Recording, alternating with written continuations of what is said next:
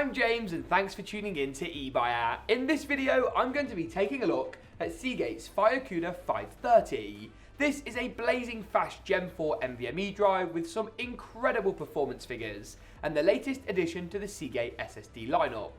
This video is going to come at things from a PC angle. We're going to be covering off the installation process inside of a motherboard and testing the speeds inside of Windows. As well as doing all of that, I'm going to give you the rundown on the features, specifications and performance of the 530. And let's kick things off by looking at speed, endurance and data recovery.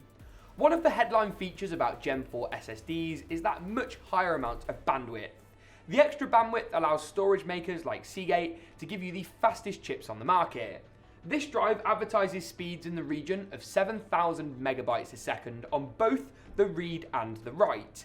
To get this on the read is easier, to get it on the write is not so much so. So the fact this drive is able to deliver those speeds is very impressive.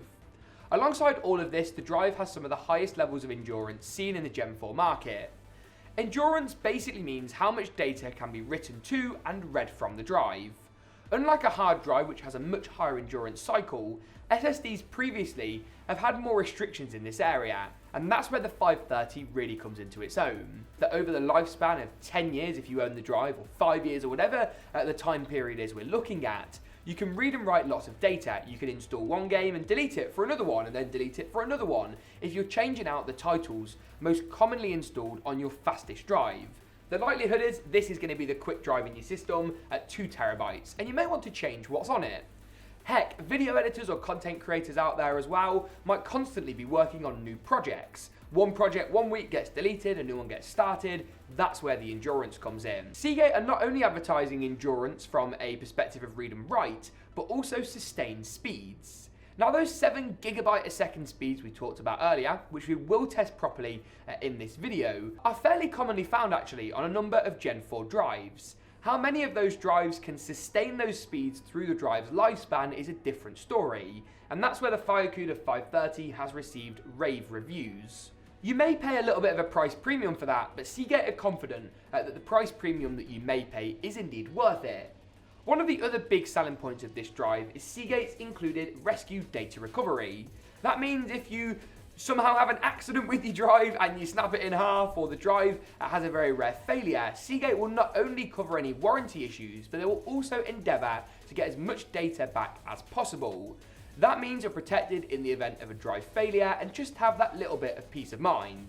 Of course, submerge the drive in a big bucket of water and you're probably not going to have a great deal of luck, but having that general data recovery there is a huge bonus.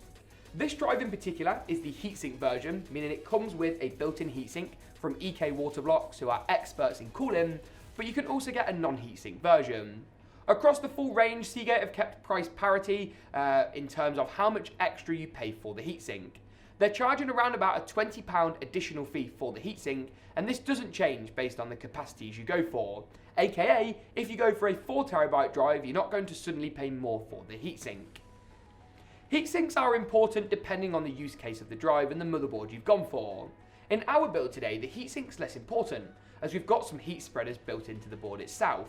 But if you're adding this to a board which doesn't have those, you like the design, or you're using a console, something we covered in our other FireCuda 530 video, and airflow is very restricted, a heatsink can work well. Gen 4 drives do get a bit warmer than their Gen 3 counterparts because of all the extra speed and power running through the tiny little M.2 form factor. Speaking of which, I think it's about time we get that little M.2 form factor out of its box and take a look once and for all at our FireCuda 530.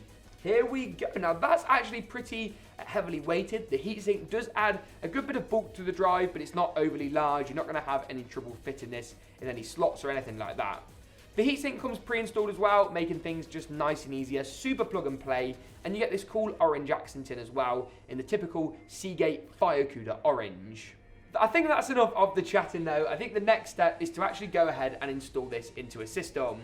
Here we've got a PC that I built on the eBuyer channel quite a few months back now actually. It's a Ryzen 5 system with a 5600X, but it also has a Gen 4 compatible motherboard. That's important because it gives us all the extra bandwidth we need for our super fast 530. As I say, this board does have some built-in heatsinks, but for the purpose of our testing, I'm going to use the heatsink on the drive to really test the plug and play performance. So let's go ahead and do that. Simply go ahead and remove the pre-installed heatsink, take off the thermal pad, and then simply slide the drive into place. Fasten it down with one of the screws included in your motherboard's box. We actually recently did a full video on this motherboard here on the eBuyer channel. You're able to fasten the drive down, and that's pretty much all there is to it. Now, there's a couple of ways to actually test the SSD speeds you're able to achieve, but my favourite way is using a piece of software called Crystal Disk Mark. You can see here I've selected the 2TB drive in our system as opposed to the 900GB boot drive, so that's our Seagate 530, and I'm going to run all of the tests. We're using a 4GB sample size, so that's going to give us a really nice repeatable result. If you want to test this out with your storage drive, it's super safe, super simple, and you can actually find this software online super easily. Straight out the doors then, we're sitting around 7.2 gigabytes as far as our read speeds go. That's actually faster than advertised by Seagate, and as I say, over 7 gigabytes a second. 7 gigabytes! I mean, it's absolutely mental, 7.3 gigabytes per second.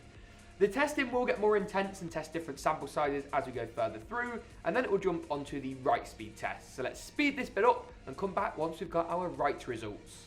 Holy moly! 7.3 gigabytes per second, or 7,304 megabytes per second on the read, and just shy of 7,000 on the write. Bang on the advertised speeds. And this is, of course, sort of a worst case scenario. Crystal Disk Mark is really intended to test the drive, and these numbers are crazy.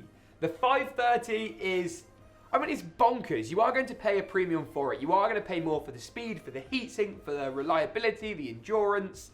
But with speeds like this, if you've got a use case that warrants it, my gosh, is it probably going to be worth it? And I think that's backed up by some of the popularity, reviews, and sales figures that have already been seen from the FireCuda 530.